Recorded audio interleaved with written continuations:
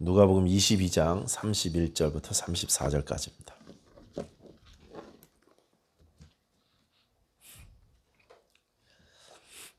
시몬아 시몬아 보라 사탄이 너희를 밀가부르듯 하려고 요구하였으나 그러나 내가 너를 위하여 네 믿음이 떨어지지 않기를 기도하였노니 너는 돌이킨 후에 네 형제를 굳게 하라. 그가 말하되 주여 내가 주와 함께 오게도 죽는 데에도 가기를 각오하였나이다. 이르시되 베드로야 내가 네게 말하노니 오늘 다 굴기 전에 내가 3번 나를 모른다고 부인하리라 하시니라. 아멘. 기도하겠습니다. 아버지 하나님 감사합니다. 이 시간에 주의 성령이 함께 하시는 줄 믿습니다. 우리 예배를 받으시고 영광 받으시는 줄 믿습니다. 또 우리 기도를 들으시고 이 시간에 우리에게 말씀하실 것을 인하여 감사드립니다. 하나님의 말씀이 우리 신비에 새겨지게 하시고 평생 붙잡고 살 말씀 되게 하여 주시옵소서. 진리로 우리를 자유케 하여 주시옵소서. 예수님 이름으로 기도하였습니다. 아멘. 저는 항상 기도하기를 제 아이들이 하나님 은혜를 알게 해달라고 그렇게 기도해 왔습니다. 하나님께서 얼마나 자기들을 사랑하시는지 그렇게 알게 해달라고 그렇게 기도했습니다. 또 교회가 우리 가정을 얼마나 사랑하고 우리가 교회에 얼마나 큰 은혜를 받고 살고 있는지 알게 해달라고. 그래서 교회를 생각하면 기쁨이 넘치고 감사가 넘치고 또 즐거움이 넘치는 그런 아이들이 되게 해달라고 제가 기도해 왔습니다. 근데 요즘 제 생각대로 흘러가는 것 같지가 않아요. 제 바람대로 이렇게 되지 않는 것 같다는 생각이 듭니다. 제 아이들의 생각이 점점 리버럴해져가고 그래서 자기는 보수적인 정치인들하고 보수적인 신앙인들이 싫대요. 아빠가 가장 보수적인 남침내교단 목사인 게 너무 싫대요.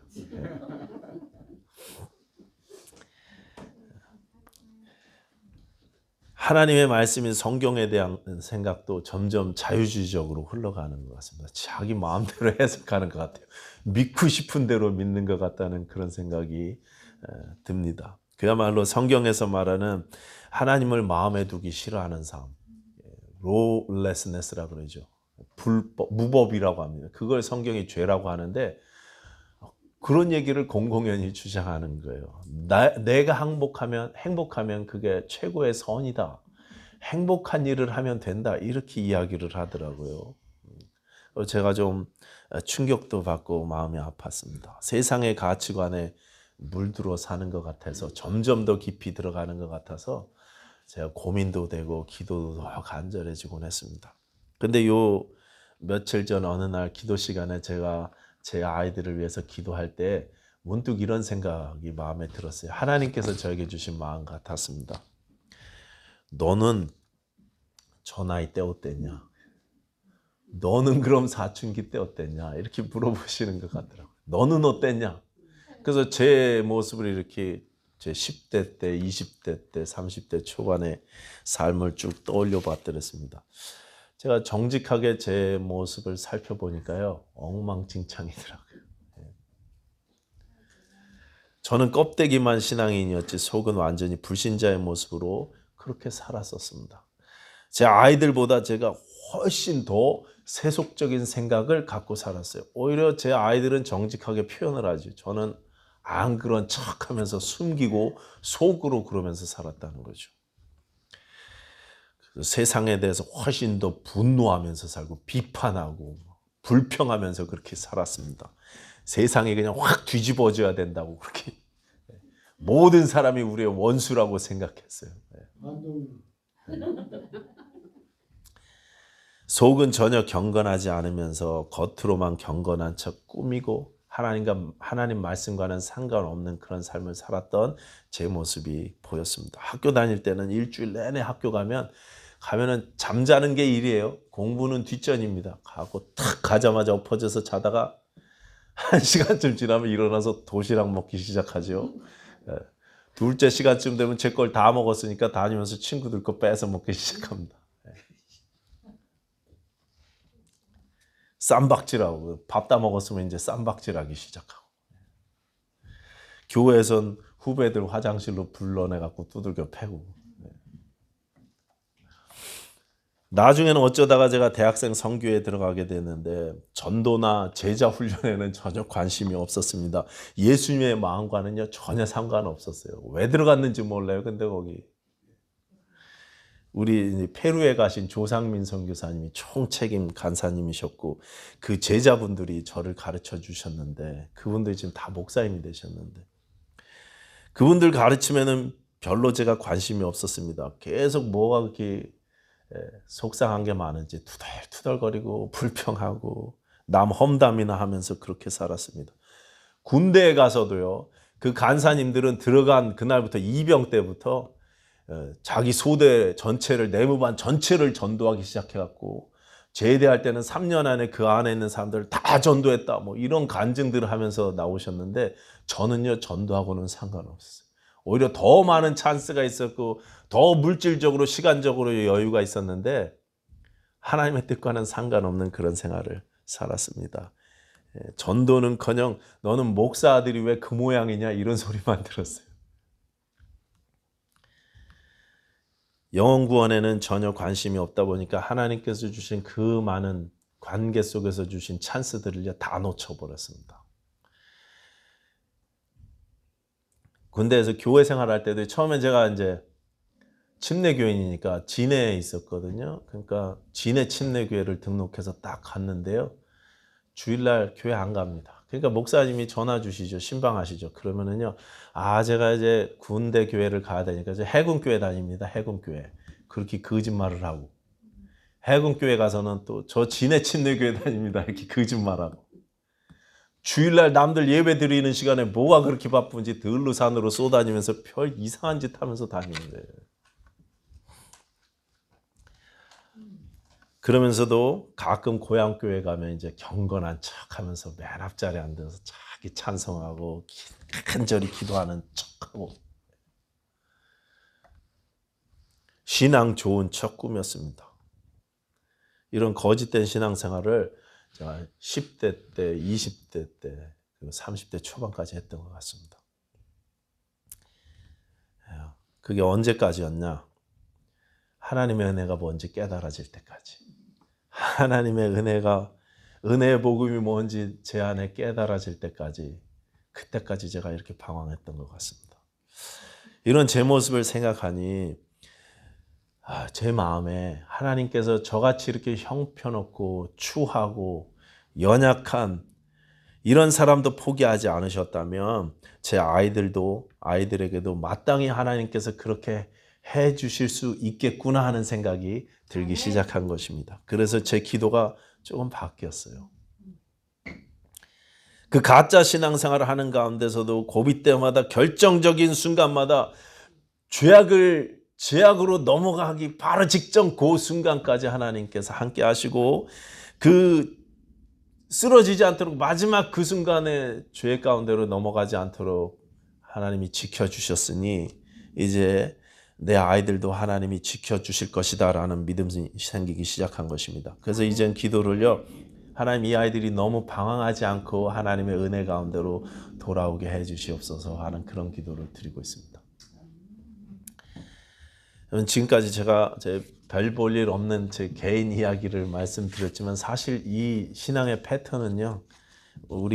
저나 제 아이들만의 문제가 아니고 모든 성도들의 공통된 패턴이라고 그렇게 생각합니다. 우리의 연약함, 우리의 육신적인 삶, 우리의 죄악된 본성은 예수 믿고 나서도 계속적으로 우리를 공격하기 때문에 그렇습니다.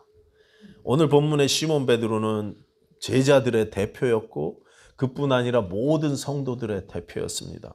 그리스도를 고백하는 모든 신약 신자의 대표로 지금까지 제가 언급한 이런 문제들을 보여주는 장면이 오늘 본문인 것입니다. 이런 아픔들을 어떻게 극복할 것인지를 잘 보여주고 있습니다. 먼저 31절 보시기 바랍니다. 31절 다 같이 읽겠습니다. 시작. 시몬아 시몬아 보라 사탄이 너희를 밀가부르듯 하려고 요구하였으나 사탄이 너희를 밀가부르듯 하려고 요구했다고 말씀하십니다.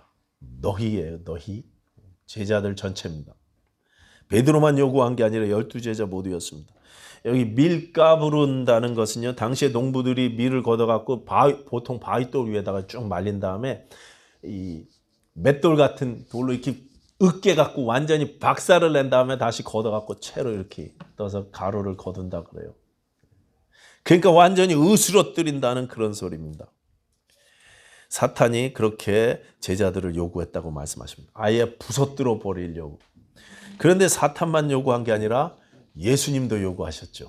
예수님도 기도하셨습니다. 32절입니다. 32절. 그러나 내가 너를 위하여 내 믿음이 떨어지지 않기를 기도하였노니 너는 돌이킨 후에 내 형제를 굳게 하라. 예수님도 믿음이 떨어지지 않기를 기도하셨습니다. 예수님의 이 기도가 이렇게 우리를 위해서 중보하시는 이 기도의 모습이 대표적으로 요한복음 17장에 나오죠. 요한복음 17장은 전체가 다 예수님의 중보기도 아닙니까? 저는 그래서 보통 우리가 주기도문이라고 하늘에 계신 우리 아버지 이렇게 암송하는 그걸 주기도문으로 외우지만 사실 진짜 주님의 기도문은 요한복음 17장이 아닌가 이렇게 생각합니다. 전체가 다 기도입니다. 전체가 다 우리를 위해서 중보하시는 기도였습니다. 그런데 거기서 무엇을 기도하셨나? 제자들의 믿음이 떨어지지 않기를 위해서 기도하신 그 내용들만 추려보면 총 한 8가지 정도 되는 것 같아요. 그 8가지를 말씀드려볼게요. 첫 번째는 이들을 보존하고 지켜주시옵소서. 두 번째는 나와 아버지가 하나인 것처럼 이들도 다 하나가 되게 하여 주시옵소서. 세 번째는 이들 안에 내 기쁨을 충만히 가지게 하옵소서. 네 번째 악에 빠지지 않게 보호하여 주시옵소서. 다섯 번째 진리로 거룩하게 하옵소서.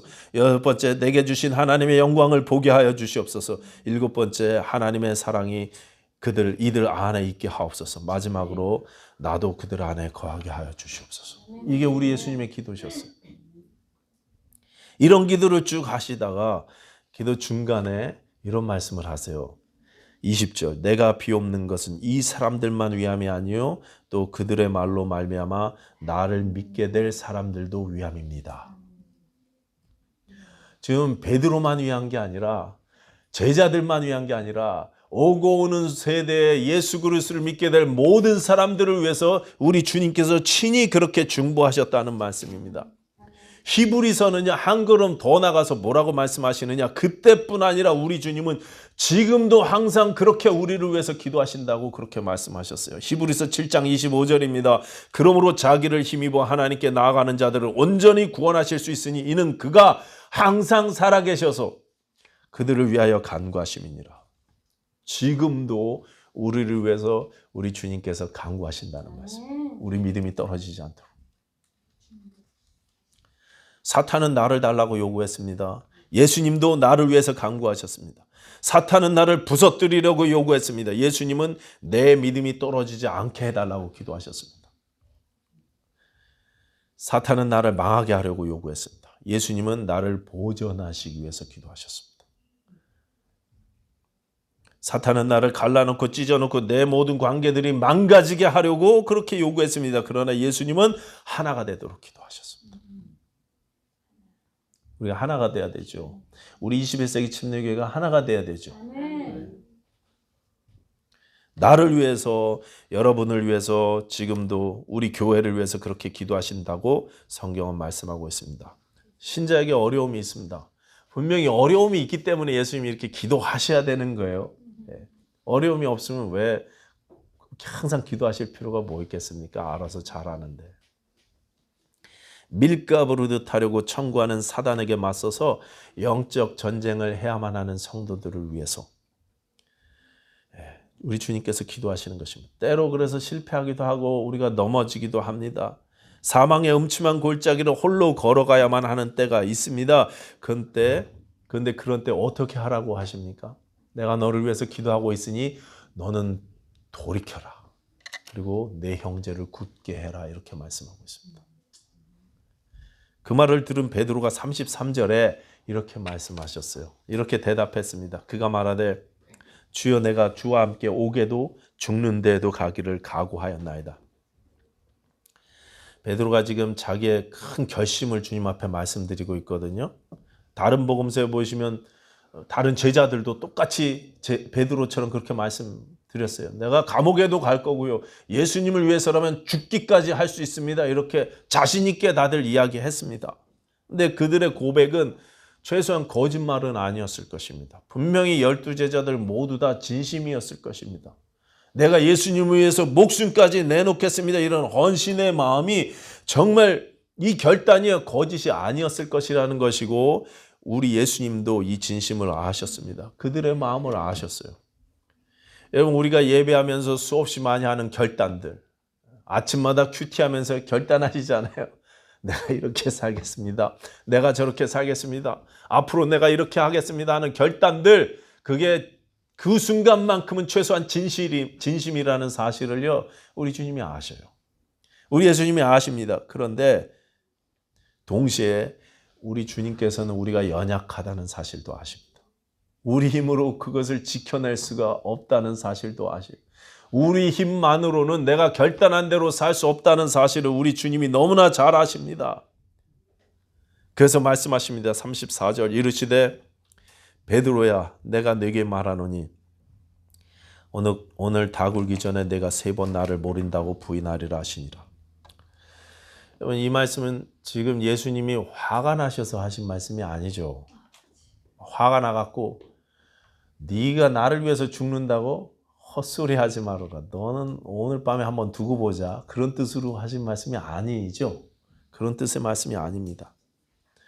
예수님이 이름을 2번 부르면서 말씀해 주신 7명 모두가 다 가장 큰 은혜의 시간에, 아주 결정적인 순간에, 특별한 은혜의 순간에 그렇게 이름을 불러주셨어요.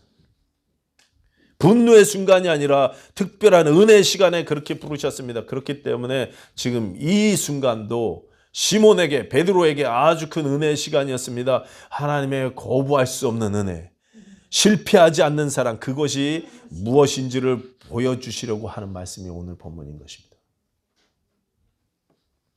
시몬아, 시몬아, 이제 앞으로 네 결심과는 다르게 너에게 어려움이 오게 될 건데 지금 내가 하는 말 잘 듣고 순종해 주길 바란다. 나는 너를 절대 포기하지 않는다. 하나님의 은혜는 계속 너와 함께 할 것이다. 지금도 나는 너를 위해서 기도하고 있다. 너는 돌이키고 내 형제를 굳게 해라. 여기 다 굴기 전에 내가 3번 나를 모른다고 부인할 것이다 그랬습니다. 다 굴기 전은요, 아직 아침이 오기 전입니다. 아직 어두움의 때입니다. 이 어둠의 때에 우리가 믿음을 잘 지키면 그러면 참 좋겠지만, 우리의 연약함과 죄성은 계속 예수님을 부인하고 계속 신앙인답지 않은 모습을 보이기가 일쑤입니다. 특별히 어두움의 때는 그렇습니다. 행복할 때야, 밝을 때야 우리가 뭐 다 아멘 할렐루야 할 수 있죠. 어두움의 때는 우리가 넘어지잖아요. 우리도 넘어지잖아요. 우리 신앙의 밤에는요, 몸이 아프기도 하고 삶이 어렵기도 하고 재정적으로 힘들기도 하고 관계가 망가지기도 합니다. 그런 때에 우리가 비록 지치고 낙심된다 해도, 환경이 너무 괴롭다 해도 우리가 주님의 사랑을 붙잡고 믿음을 지킬 수 있다면 그럼 참 너무나 좋은데, 근데 우리가 그렇지 못하다는 사실을 주께서 너무나 잘 아시고 오늘 이 말씀을 주시는 것입니다. 우리에게 어둠이 덮이면, 아직 닭이 울기 전에는 우리는 종종 예수님을 부인합니다. 조금만 기다리면 아침이 오는데, 근데 인내하지 못하고 넘어지기 일쑤입니다. 근데 여러분 기억하십시오. 우리는 실패하지만 하나님은 실패하지 않으신다는 것입니다. 하나님의 은혜는 실패하지 않습니다. 우리는 약하지만 하나님은 강하십니다.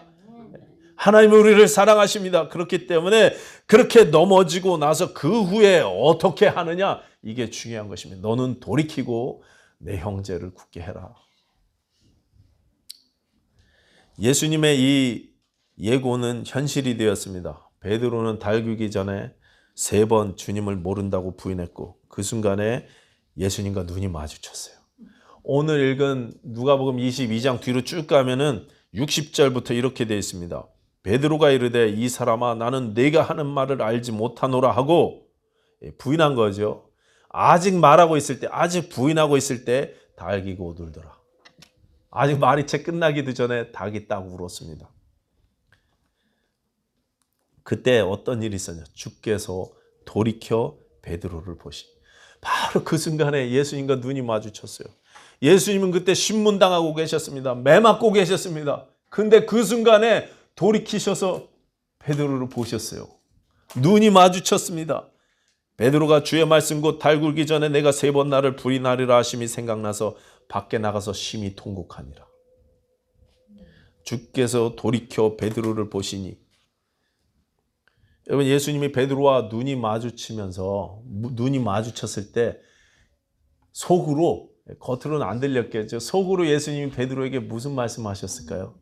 내가 너 예고했지 않냐? 너 그럴 줄 알았어. 네가 그렇지. 이렇게 하셨을까요?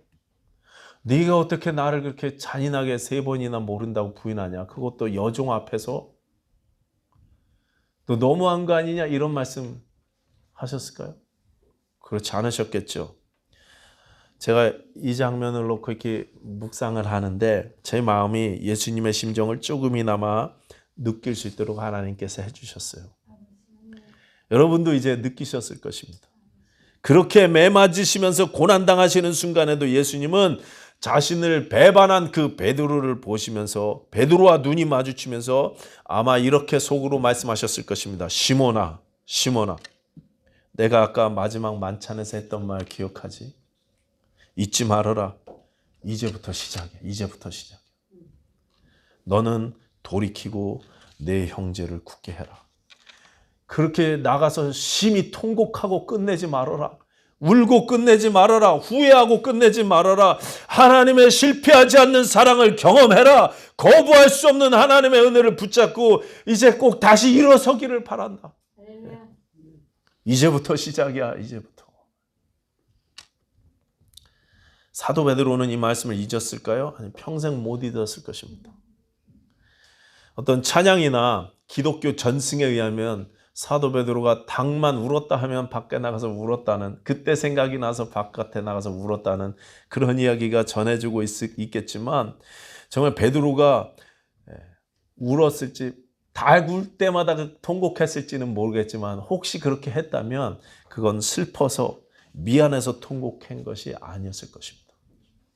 오히려 예수님의 그 사랑과 은혜 때문에 감사해서 눈물을 흘렸을 거예요. 감사해서. 사도행전 4장 보시면 똑같은 장소에서 전에는 그 여종 앞에서도 예수님을 부인했던 이 사람이 똑같은 장소에 이번에는 장로들과 관리들 앞에서도 담대하게 예수님을 증언합니다. 2달이 채 흐르지 않았을 때, 성령 받고 나서. 그리고 나중에 베드로가요, 베드로전서에는 이렇게 말씀하십니다. 베드로전서 5장 10절 보시면 이렇게 되어 있습니다. 모든 은혜의 하나님, 은혜의 하나님 곧 그리스도 안에서 너희를 부르사 자기의 영원한 영광에 들어가게 하시니가 잠깐 고난을 당한 너희를 친히 온전하게 하시며 굳건하게 하시며 강하게 하시며 터를 견고하게 하시리라.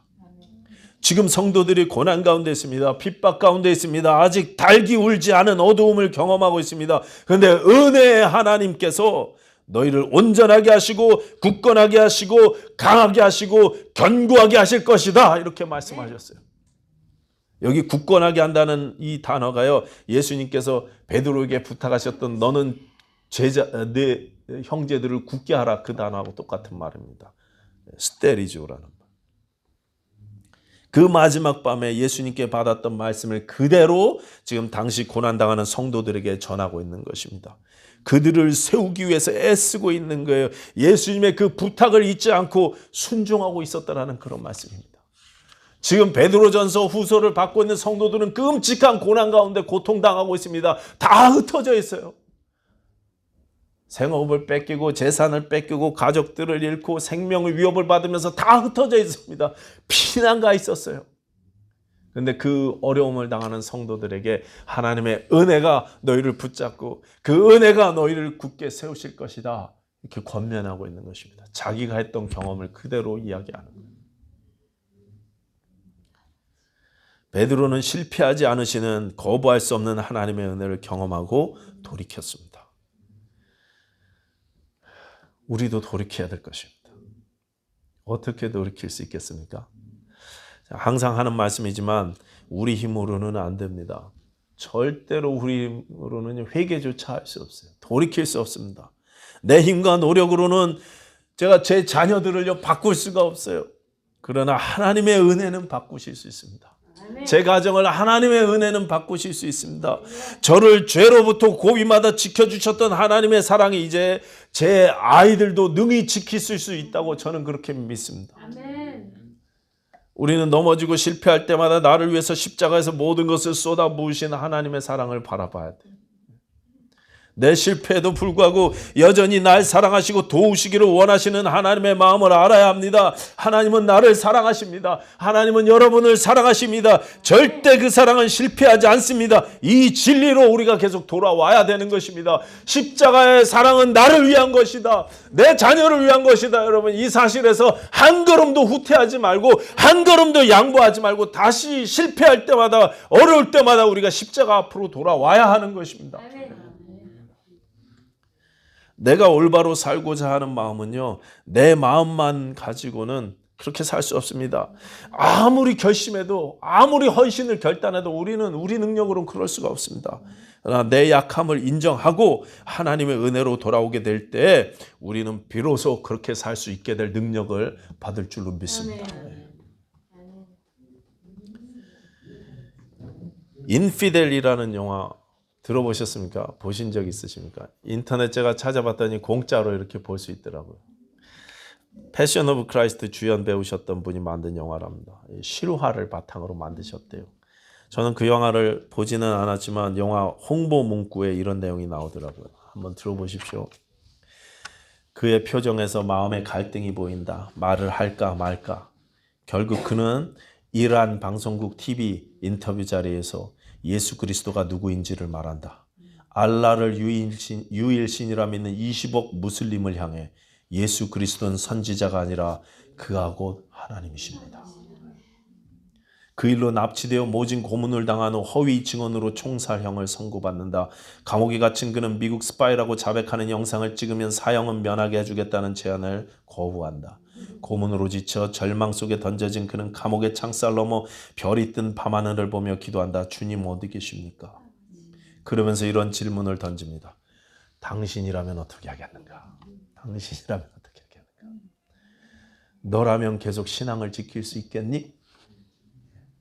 이게 그 포스터에 붙어있는 질문이에요. 당신이라면 어떻게 하겠습니까? 당신이라면 계속 신앙을 지킬 수 있겠습니까? 당신이라면 계속 주를 의지할 수 있겠습니까? 우리 힘으로 못해요. 우리가 예수 그리스도의 사랑을 바라볼 때, 하나님께서 허락하신 예수 그리스도의 십자가를 바라볼 때 이길 수 있는 것입니다. 아멘. 여러분, 믿음 지키면서 살기 원하십니까? 아멘. 어떤 어려운 가운데도 신앙을 지키면서 살기를 원하십니까? 예, 원하지만 불가능한 얘기입니다. 불가능한 얘기. 우리 힘으로는요, 무슨 감옥이니 핍박이니 고문이 이런 말은커녕 조금만 어려워도 우리는 흔들려요. 자존심만 조금만 상해도 내 마음이 막 믿음이 흔들립니다. 내 힘으로는 그렇습니다. 그러나 우리 주님을 바라볼 때, 하나님의 거역할 수 없는 은혜를 바라볼 때 우리가 주의 말씀대로 순종하면서 살 수 있게 될 줄로 믿습니다. 시몬아 시몬아, 베드로를 부르신 우리 예수님께서 우리도 부르시고 또 우리에게도 요구하십니다. 너는 하나님의 은혜의 복음을 붙잡고 돌이키고 내 형제를 굳게 해라. 끝까지 은혜의 복음으로 승리하시는 저와 여러분들 되시기를 축원합니다. 기도하겠습니다.